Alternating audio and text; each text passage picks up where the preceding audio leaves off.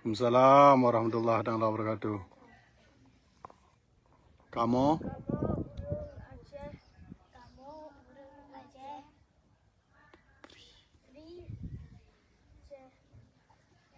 Free Papua.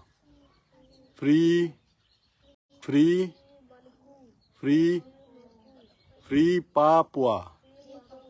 Free Aceh. Aceh. Maluku. Papua.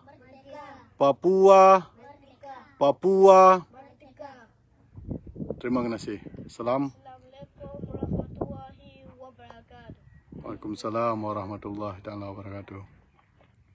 Kamu kun Aceh diaspora Perle Aceh Merdeka. Free Papua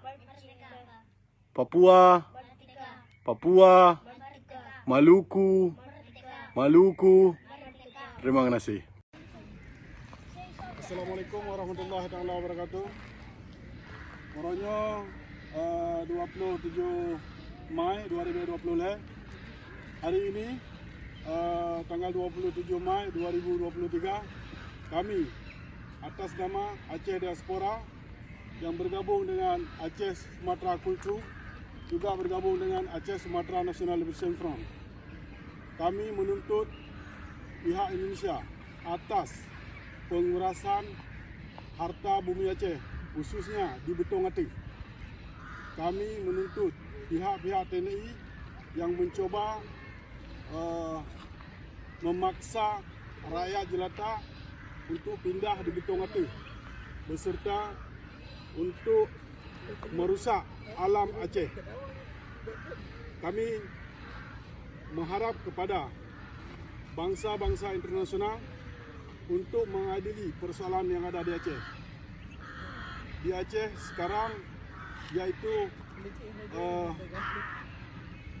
militeristik, ke mana-mana militer, ke semua arah lingkup, baik itu mengenai hasil bumi, begitu juga dengan hal-hal lain. Jadi rakyat bangsa Aceh itu ingin menyelesaikan kasus-kasus yang ada di Aceh itu dengan semestinya menurut hukum yang ada di dunia.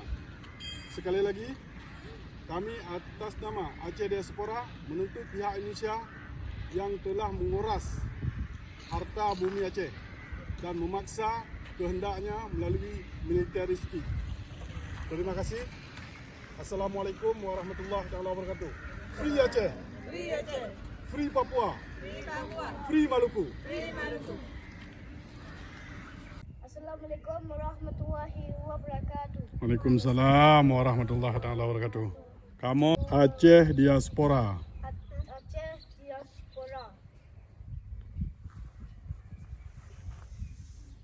Kamu Perle Aceh Merdeka. Kamu Perle Aceh Merdeka. Aceh Merdeka. Free Aceh. Free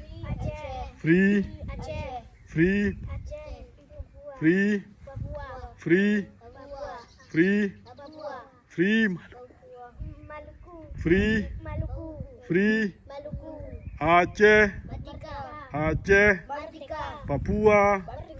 Papua Maluku.